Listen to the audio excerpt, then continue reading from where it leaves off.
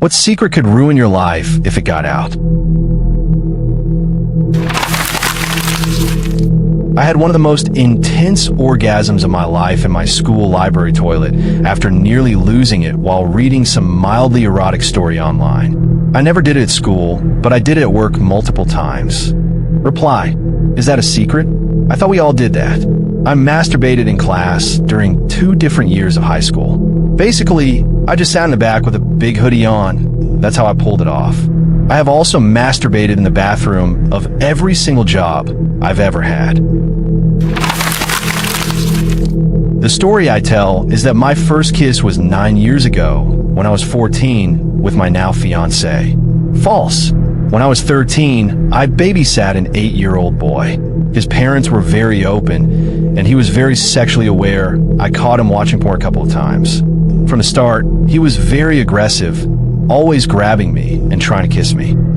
After a while, oddly impressed with this new sort of attention and very curious about kissing, one night we started making out. This became routine and went on for probably almost a year before I realized how horrific and wrong my actions were. I continued to babysit him for a while, but soon his parents stopped calling me. I've always wondered why. I'm terrified that I'll one day be exposed as a child molester. When I was 17, I had an argument with my father and told him to fuck off. Later that evening, he hung himself. Our argument was the last time he spoke to anyone in our family, and for that I feel a terrible amount of guilt.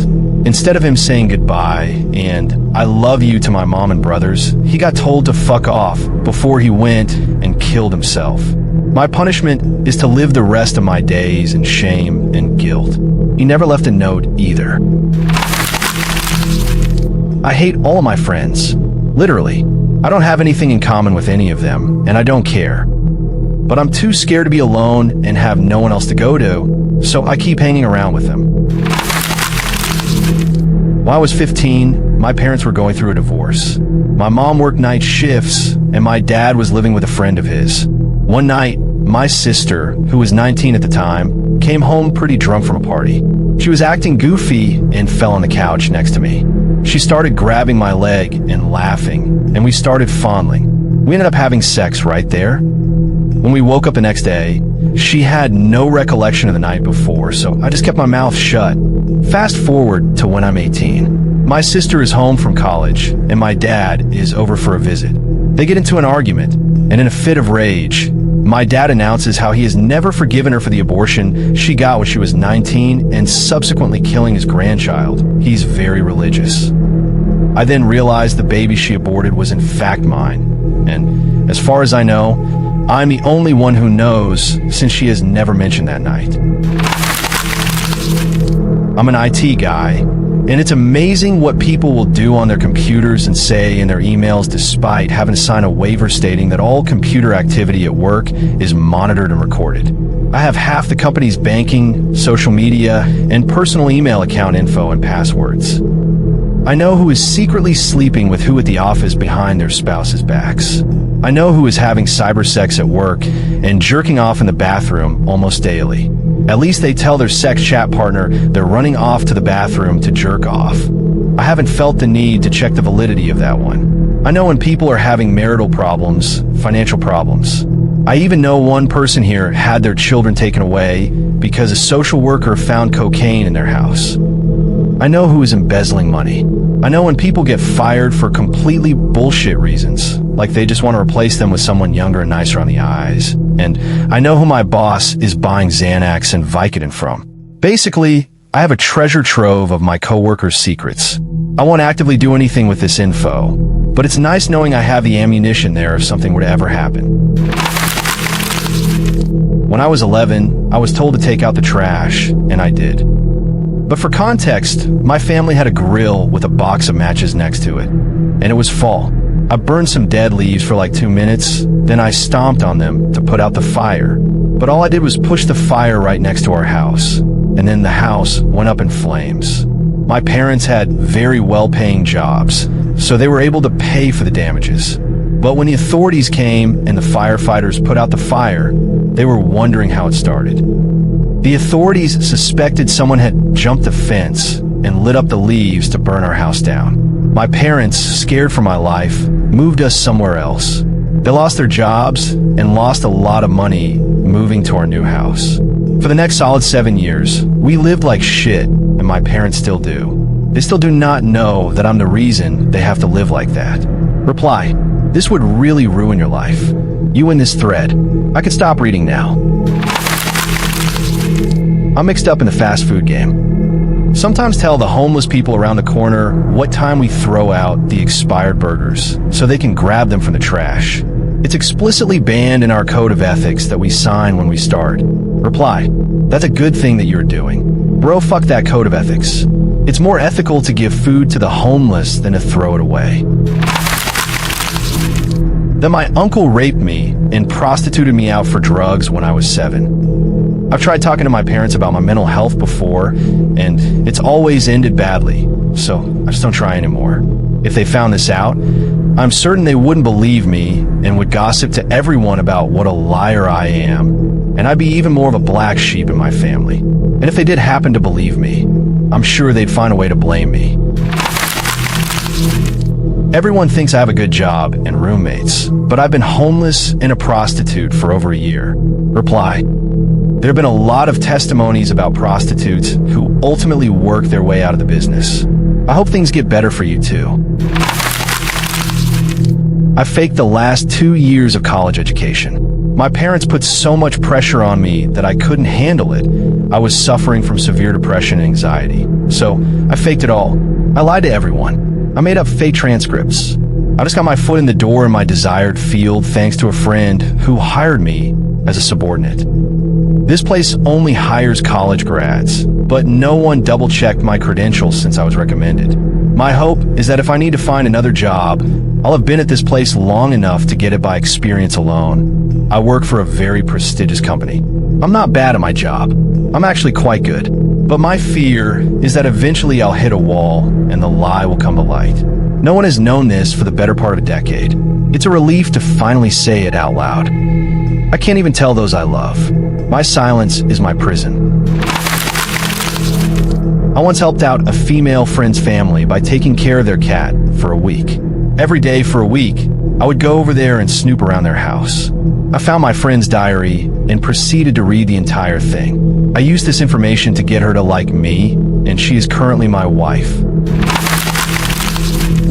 I run a cake business. I charge people hundreds of dollars for wedding cakes. Every last one is made using Pillsbury cake mix I buy for $1 a box at Walmart. I suck at baking. Every time I've ever tried to make a cake from scratch, it sucked. But baking is like my whole deal. My friends all call me the cake girl. It's like my whole life is a lie. People compliment my cakes all the time, telling me how delicious they are. Telling me it's so much better than box mix cake. Telling me they could never bake a cake so delicious. Well, guess what? For $1, they too can make a cake just as delicious. Just add oil, eggs, and water. In my defense, I love cake decorating. I make all of the frostings and fondant from scratch. I just hate baking fucking cakes. I base my prices mostly on the decoration of the cakes and not on the cake itself, if that makes sense. Still, no one knows about this except my husband. Even my best friends think I fucking slave over the oven mixing and baking these damn cakes. I have been doing this for years. If anyone knew, my business and reputation would be in the toilet for sure. I keep telling myself I have to learn how to make the damn cakes without the box mixes, but I never do it. I feel like such a sham sometimes. I cut off all contact with everyone I know and moved to Kenya. I tell people a fake name and a fake background and have made it appear to my family that I died on a boat trip in the Pacific. No, I am not joking. I am dead in the United States. There was a girl who I had a crush on the moment I saw her on my college campus. She ended up dating a douchebag dude a few weeks later. I happened to end up sitting in a study room with him and a few mutual friends. He talked about how he didn't think she was that attractive and how he liked other girls. I wrote the girl an anonymous email using one of those websites, telling her about the things I heard and how the guy was a dick. She ended up breaking up with him after she found out he was cheating. The girl is now my girlfriend of 6 months. She has no idea and is sitting across from me in the library. I've never told anyone this before. I once took a shit in the bathtub, and then, realizing what a horrible mistake I'd made, I flung the poo into a hole in the wall. My parents renovated and patched up the hole. So now there's a 15-year-old turd in between the bathroom and kitchen wall of my childhood home. Not even using a throwaway, because I have no shame. I have memories of my sister, 5 years older, and I playing a role-play game when I was younger that I think would be considered sexual abuse/molestation if I told anyone. I don't remember how old we were, but I know she was around the age where her breasts were developing. When we were home alone, we would play a role-play game where she was a boss and I was a secretary, and the boss would always sexually harass the secretary. It ended with me sucking on my sister's breasts while she would lie on the couch with her shirt off. My memory has always been really horrible, so I only remember patches of this, but I remember that it never felt sexual. I don't actually trust my memory enough to feel confident that this really happened. I still have imaginary friends. I'm almost 30. I lost them for a while. I don't know why or how, but they were gone. I couldn't see them or hear them anymore, not the way I used to when I was younger. It made me miserable. I kept hoping for a way to get them back. 2 weeks ago, I somehow managed to finally break through whatever the barrier was. I have spent the past 2 weeks hanging out with and talking to a character from a well-known TV show. I can't really see him visually, but I can see him with my mind's eye. He goes almost everywhere with me. He's sitting on my bed right now, waiting for me to get off my computer. I promised I would get off a little while ago, but I had to check Reddit one last time. He's been coming to work with me every day for the past 2 weeks. I share my food with him. I kind of mentally duplicate it for him, since he can't touch it in reality. I love it. I'm happy again. I realize most people would say he isn't real, but something about him is. I don't care. He's real to me. When I was 13, I caught my father in bed with my 15-year-old brother's girlfriend, also 15. I haven't seen her since, but I've been blackmailing my father with it for the last 6 years. I've never attempted to kill myself, and I doubt I ever will, but I just want to die. I'm an incredibly happy guy, oddly enough. I truthfully am happy, but whenever I think about getting shot or getting cancer, I get a little excited. I wish I was one of those deaths on the news. Shoot, I'd love to take someone's place. They want to be here more than me. I'll never actually kill myself, even if it's just for the sake of others who need me, but I can't stop wishing that someone else would kill me. I'm done being here. I'm done dealing with the crap. I'm just burnt out, and I don't want to be here anymore.